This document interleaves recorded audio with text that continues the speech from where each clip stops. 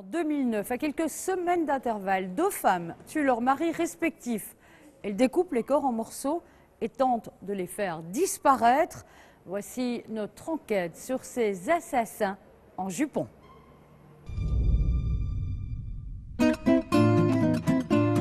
Le cadre enchanteur de Syracuse, propice sans doute aux amours même interdites. C'est ici, durant l'été 2003, que Cindy entame une relation amoureuse avec son jeune neveu, Mario. Il n'a que 17 ans, vit dans cette cité de banlieue et est le fils de sa sœur.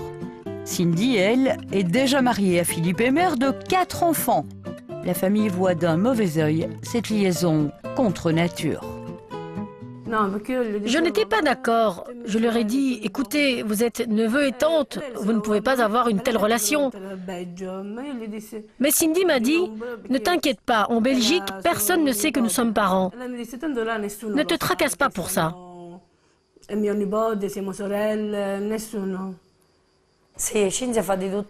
Cindy faisait tout pour Mario.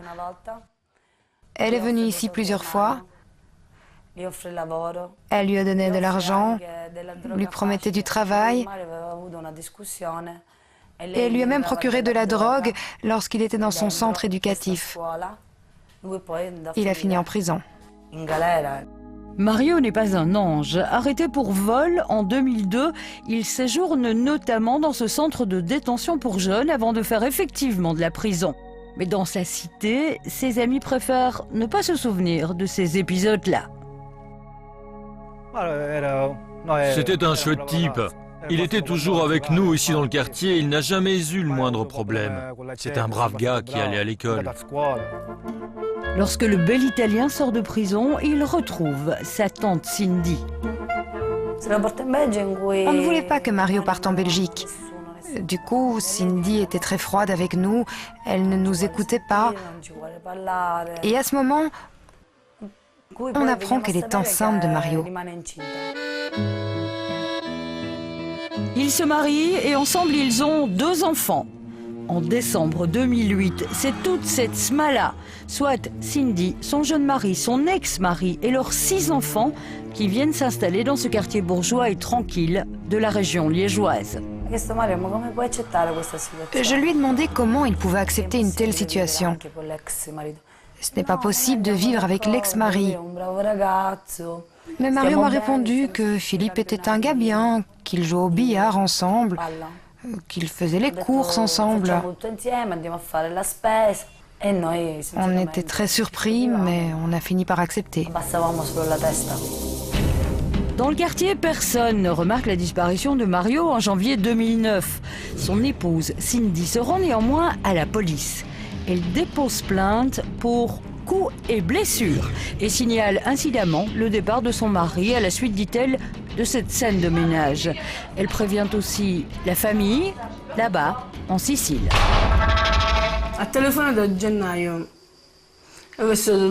Elle m'a téléphoné vers la mi-janvier. Elle m'a dit que mon fils l'avait quitté pour partir avec une autre. Il m'a abandonnée là, comme ça, a-t-elle dit. Elle pleurait. C'est tout ce que j'ai su ce jour-là. Mario n'était pas un homme violent, affirme sa mère, mais plusieurs témoins déclarent le contraire. Cindy aurait déposé 2 plaintes. La mère de la jeune femme affirme qu'elle était régulièrement frappée et enfermée. Nous tentons en vain de recueillir sa version des choses. Et vous continuez à la voir, Cindy? Non. Voilà, voir madame.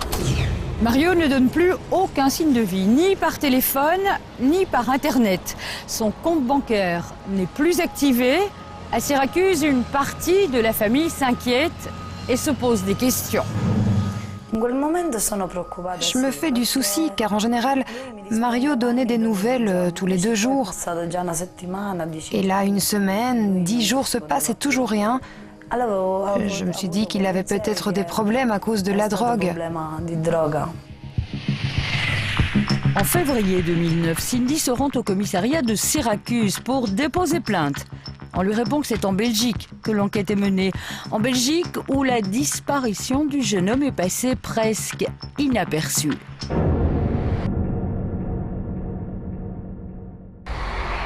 En mars 2009, une autre disparition est signalée à la police de Bruxelles, celle de Luc Lahaye, 56 ans. Ce sont ses filles et son épouse, Violante Oschleitner, qui avertissent les forces de l'ordre. Chaque année, la cellule personnes disparues de la police fédérale traite quelques 1500 disparitions inquiétantes. Bon, hier on a été appelé concernant un cadavre calciné. On a dû demander le DVI pour venir sur place. On pense que le monsieur, c'est bien un monsieur, qu'il est là depuis environ une semaine. On n'a aucune idée? Non, il était vraiment brûlé, rien reconnaissable. Plus de 85% des disparus sont des adultes. La plupart ont manifesté des tendances suicidaires ou sont des personnes âgées, handicapées par la maladie.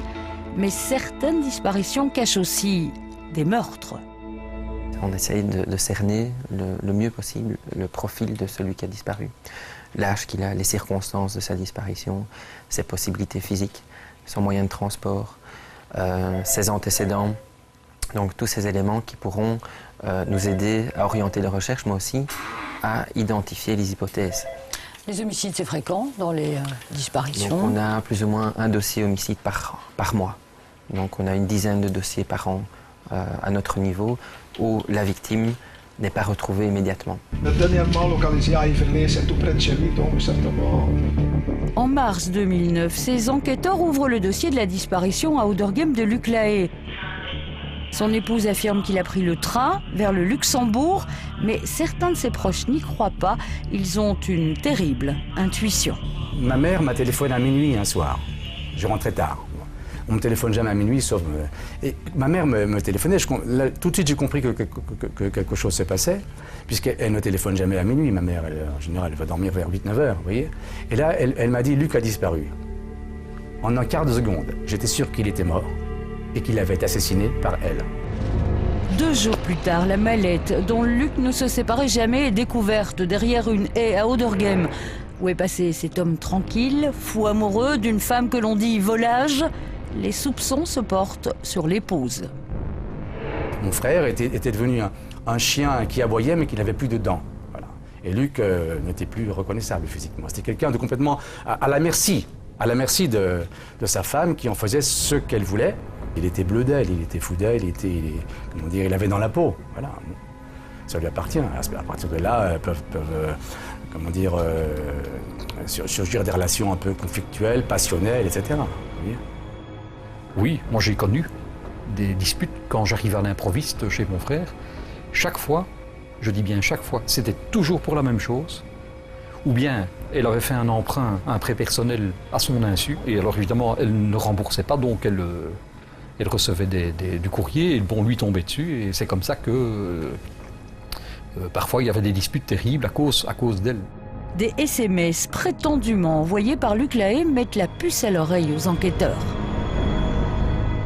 Elle envoie un message à sa fille chez qui elle devait aller manger avec mon frère le soir, en disant « Écoute, je ne pourrai pas venir parce que j'ai dû partir, etc. » rempli de fautes d'orthographe. Je dis « Tiens, c'est bizarre, papa m'envoie un message bourré de fautes. » Et donc ça attire l'attention, évidemment. Quelques jours plus tard, dans les bois du Rouge-Cloître, un garde forestier fait une bien macabre découverte. Le corps de Luc Lahaye a été dépecé et jeté dans des sacs poubelles.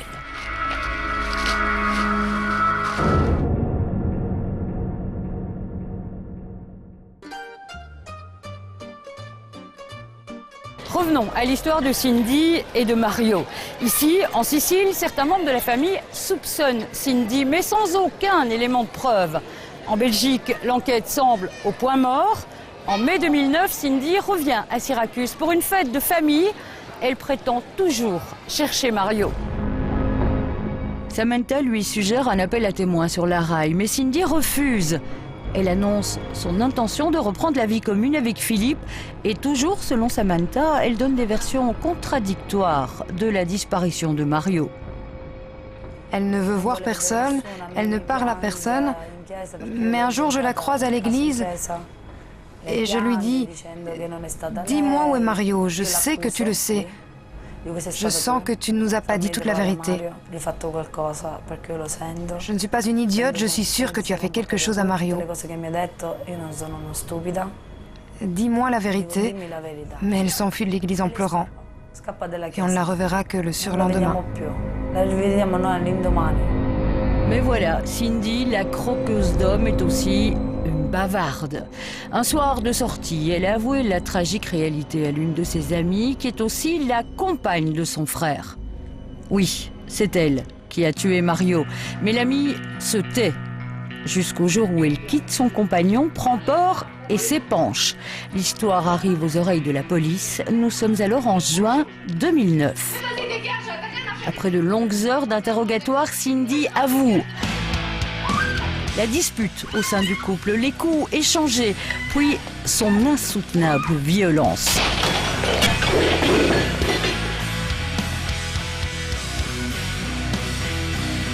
Elle se saisit d'une hache, dit-elle, et frappe Mario au cou. Celui-ci réussit à descendre dans la cuisine, mais Cindy se rend dans le garage, se saisit d'une autre hache et revient frapper son mari, qui s'écroule mort. Sous les yeux de Philippe, l'ex-mari de Cindy, ou peut-être l'a-t-elle appelé ensuite, elle ne sait plus, dit-elle. Toujours est-il qu'ils évoquent ensemble les possibilités de se débarrasser du corps. Cindy le place dans le congélateur avec l'aide de Philippe. L'après-midi suivante, elle entreprend de le découper. Le soir, elle commence à brûler les morceaux dans la cheminée.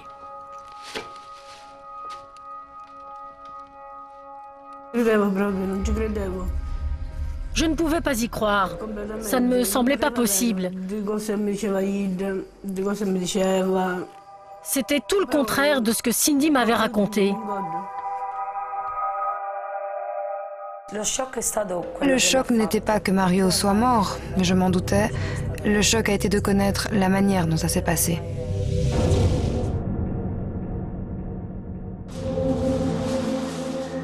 Les aveux de Violante Oschleitner font également froid dans le dos. Ils surviennent 4 jours après la découverte du corps de son mari. Oui, concède-t-elle, elle l'a tué d'une balle dans la nuque. Durant 3 jours, elle a caché son corps dans le garage avant de le découper à la scie électrique. Elle nie pourtant la préméditation malgré la dose létale de Valium découverte dans le corps de Luc Lahaye. Il avait mal au dos, mal de tête, une grippe. Il ne prenait rien. D'ailleurs, le parquet a demandé au médecin confirmation du fait qu'il ne prenait jamais de médicaments. Le médecin ne lui en a jamais prescrit, ça a été prouvé. Madame a été interrogée longuement à ce sujet et n'a pas d'explication. Donc ce n'est pas elle qui a en tout cas administré le Valium à son mari. Donc ça c'est une certitude, c'est ce qu'elle dit depuis le premier jour et c'est ce qu'elle maintient bien entendu depuis le premier jour. Comment ce Valium est arrivé là, elle ne sait pas. L'accusée a toujours tout nié. Au début, elle a nié qu'elle savait quoi que ce soit au sujet de la disparition. Ensuite, elle a nié qu'elle l'avait tué.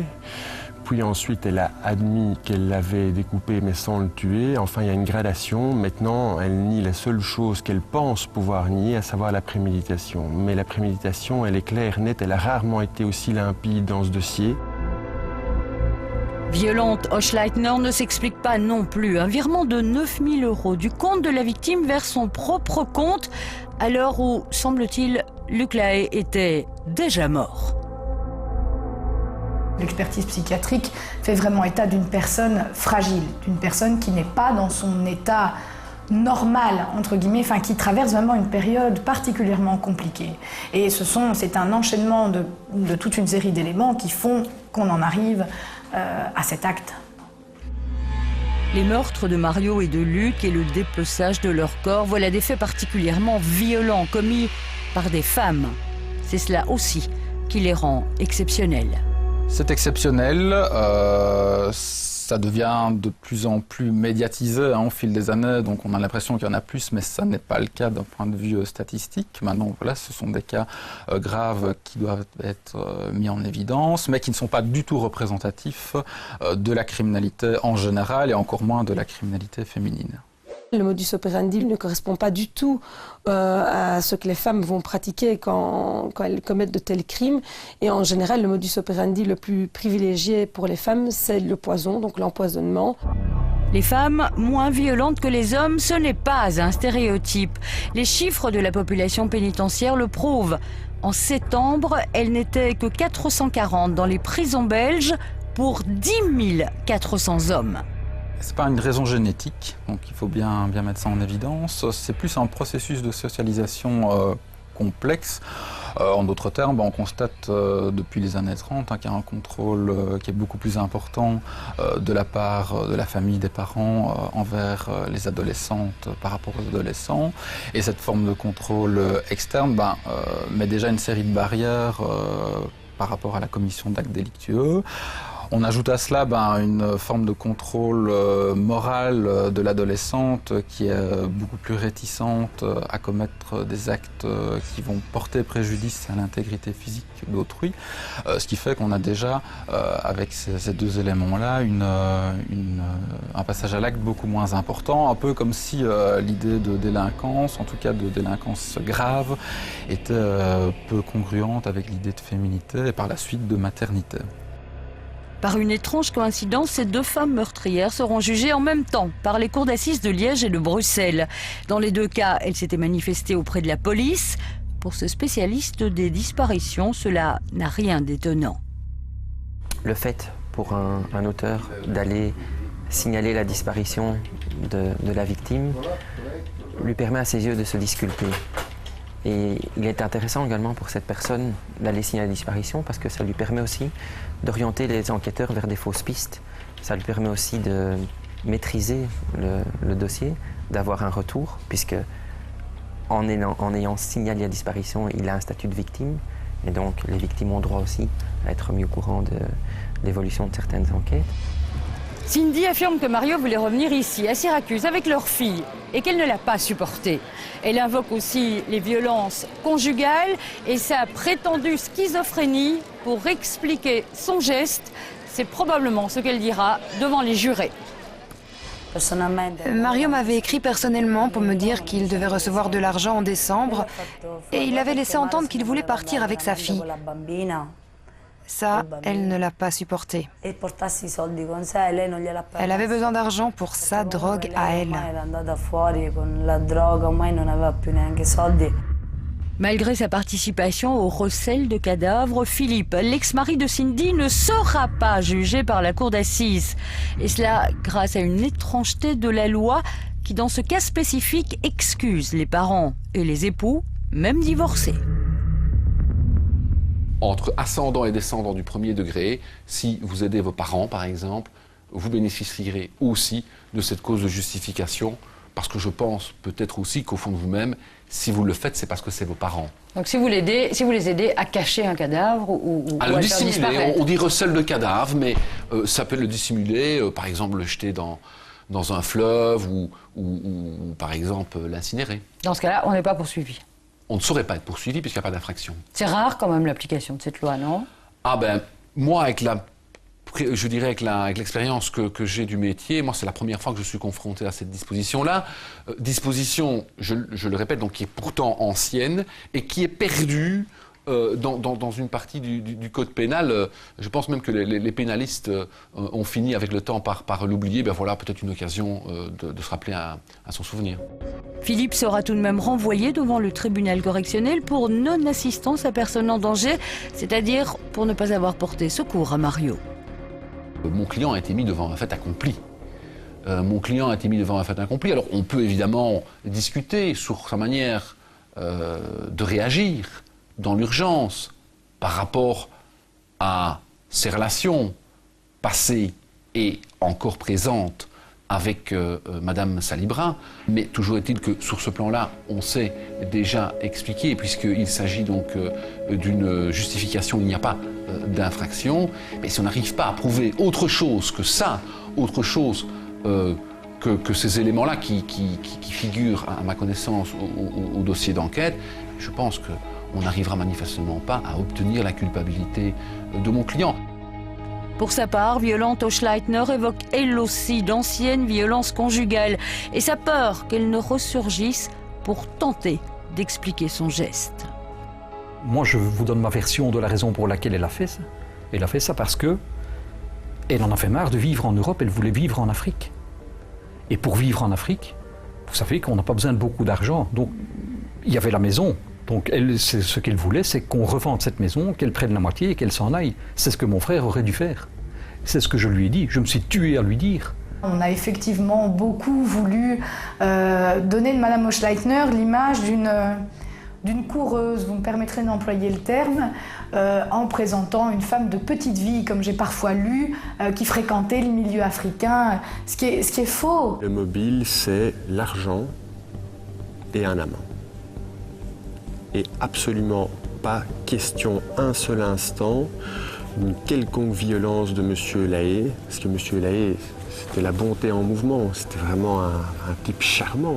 Ça n'est pas un acte prémédité, réfléchi, assumé, assuré, préparé, pas du tout. Ça n'est pas du tout ça. Et ce qui s'est passé, c'est passé, elle ne peut évidemment pas revenir en arrière, mais si on lui donnait l'occasion de recommencer sa vie, probablement que jamais, évidemment jamais, elle n'aurait voulu la mort de M. Lahaye, jamais. Elle ne le détestait pas. S'il n'y a pas de profil type de la femme criminelle, il y aurait, selon cette psychologue, des mobiles plus particulièrement féminins. Les femmes qui tuent une seule fois dans leur vie, en général, il y a le mobile évidemment de l'argent. Il se peut que ce soit pour toucher un héritage ou aussi quand il y a des problèmes dans le couple, des problèmes graves, et que pour elles, elles sont dans l'impasse et c'est la seule solution qu'elles ont trouvée, car elles n'arrivent soit pas à partir, soit elles n'arrivent pas à faire partir leur compagnon, et c'est la seule solution qu'elles ont trouvée dans ces cas-là. Enfin, dans ces deux affaires, il y a des enfants victimes, eux aussi, déchirés entre deux loyautés, marqués à jamais dans leur chair. Les enfants adultes de Violante et de Luc espèrent que la vérité surgira enfin du procès. Ils attendent ce procès. Ils y vont la tête haute, avec beaucoup de dignité. Bien sûr, ils en veulent à leur mère. Ils ne lui pardonneront jamais une chose pareille. Mais ce qu'ils voudraient quand même, c'est qu'elle ait au moins le courage de leur dire exactement ce qui s'est passé. Les enfants de Mario et de Cindy vivent aujourd'hui avec la jeune sœur de leur mère. Ils sont devenus l'enjeu d'un autre procès. En effet, leur grand-mère sicilienne en réclame la garde, en vain jusqu'à présent. J'aimerais avoir un contact avec les enfants, les voir grandir. Mais comme la loi l'interdit, je dois bien m'y plier. À l'issue du procès, cette grand-mère espère enfin revoir ces petits-enfants qui ont à peine connu leur père.